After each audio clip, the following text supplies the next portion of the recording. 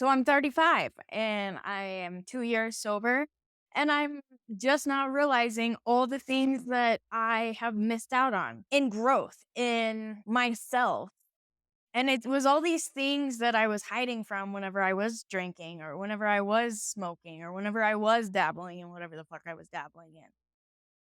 And it's very interesting to me that all these things that I was escaping from are the same issues that everybody deals with. We just are on all different levels. So where I'm at is trying to overcome these fears that I have, which is funny because I never thought I was afraid of anything. Like, of course, snakes and spiders, ooh, a little creepy, like we used to have a lawn service and I flip out if the snakes would be around. I was so afraid they'd get flipped up on the deck and like land on me and I'd be stuck and I'd chop my leg off. Like these super irrational fears that I've created within myself or, I guess you could say my imagination. It is my imagination. And it was something that really fucking wigged me out. But that was what I classified as a fear, like an external fear. I didn't realize clearly you can have the fear of like confrontation or whatever. But I didn't realize those were things that you could actually counteract, that you could actually work on, that you could actually push through. I just thought like we were what we were. So now that I'm sober, I've been on this huge kick of what to do with my life. Anytime for the last year and a half, I would see some friends, like old or young, and they'd be like, well, what you been up to? Because I'm a barber. That was another thing. Like, well, what you been up to? Oh, trying to figure out life. And half of them would come back with the same response of, aren't we all? And it's like, well, that's not very promising. Like, you're not helping me figure out what path I'm supposed to go on. And then getting into the spirituality shit on TikTok and hearing all these things like if you've heard of manifestation and the law of attraction, and you just have to think positive thoughts and this and that, and brainwash myself with all that shit, which is not shit, but there's so much more to it. And it's been around way longer than just these last few years. It's just been broad streamed by all these TikTokers with their likes and their follows. But this shit's been around since, shoot, honestly, I don't know. I haven't looked that far into it, but I am reading all these books that were published like back in the day when automobiles were just starting to come out. Like people have known about this stuff. People have known how to work with their minds. It's just not been broad streamed. And so now that I'm on this kick, I'm like so deep dived into it. And it kind of wigs me out because like the way that I was grown up, I was brought up in the Midwest in the Bible Belt, and half of our family was super Christian. But it was funny because we would go to church and then we would go back for chicken afterwards at my grandparents' house. And then everybody would just sit there and talk shit about everybody in the church.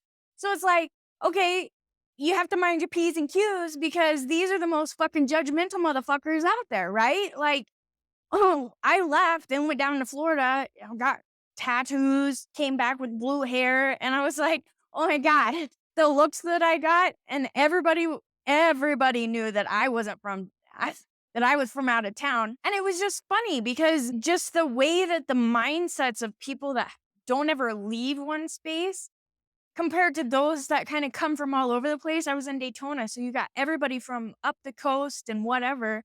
Eventually, I was even in Fort Myers, and that's a Gulf, which is funny because the Midwesterners go to the Gulf. So it was a fun, exciting adventure of meeting all these different people and all these cultures, especially when I grew up with only 32 kids in my white dominant farm town school. The more that I think about it, like I completely understand why I started drinking at such a young age just to be able to cope with my situation. It was how I knew how to socialize. It was how I knew how to block out certain feelings that I'm learning that I have done all of my life.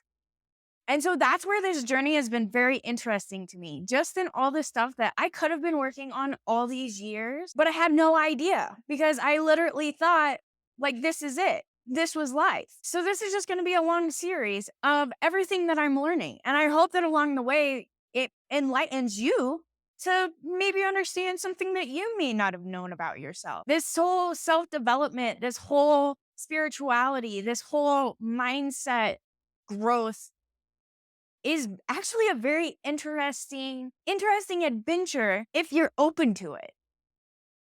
It is definitely not the easiest thing to do. The steps are so simple, but to catch yourself, become aware of these things and like truly understand yourself, like and it all makes sense now why people are like, you have to love yourself, you have to get to know yourself. Because for so long, I didn't want anything to do with myself. I wanted to escape. Like I didn't give a fuck if I was gonna be here tomorrow or not. I actually lived as if I wasn't gonna be here tomorrow to an extent because I still had these fears that I didn't even realize that I had keeping me back from actually like being that evil Knievel, if you will. These fears that I've been overcoming in the last couple years aren't something that just happened overnight. It's the awareness and then catching myself within the awareness. I had therapy whenever I was on probation. I had therapy when I was on this last probation, and that was actually what opened me up to like boundaries and emotions. And you always see on the TV and on the movies and like the therapist, like, well, how are you feeling? And if you if you're anything like me, you come from a little bit of a tougher area.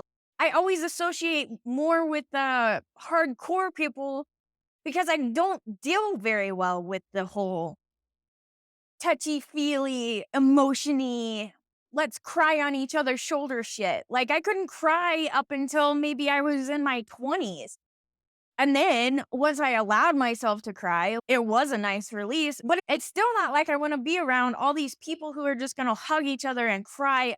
I think of Fight Club when dudes cries on other dude's shirt and it's a smiley, sad face, whatever the fuck it was.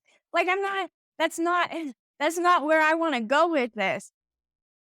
But I've also realized how important it is to understand your feelings, to understand yourself, and to actually get to know yourself. Self love isn't just getting in a bathtub and having a bubble bath and buying yourself flowers and having a candlelit dinner. Self love is actually getting to know yourself and treating yourself in a way that you're worth it. I don't think a lot of us realize where we're at on our self worth and our self confidence.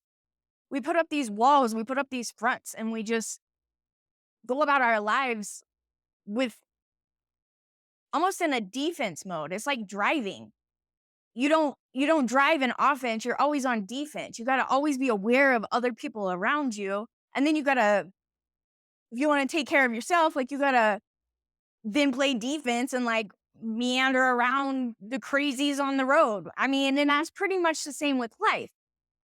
You have to understand yourself. You are the only one in control of yourself. You are your sole responsibility.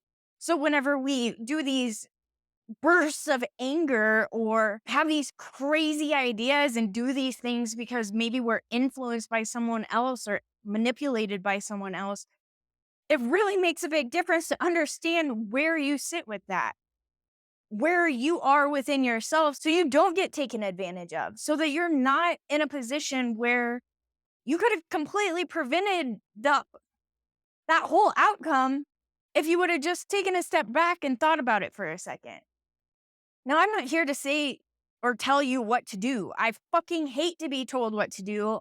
But then I also know that I absolutely love to be told what to do whenever I'm stressed out and I want the easy way out. The easy way out is the way out, but how fulfilling is it really? And that is a hard lesson that I learned in the last couple years as well. Everything you do in one way is what you do in other ways. Different circumstances between your relationships, between your work, between your health, between your physicalness, between your mindset. If you know that you're disciplined in one area, by God, you should know that you're disciplined in another area. It's just up to you whether or not you're going to make that choice to stay disciplined in it. Life is a fun little roller coaster. So I hope you jump along, hit that subscribe button, and until next time, bye.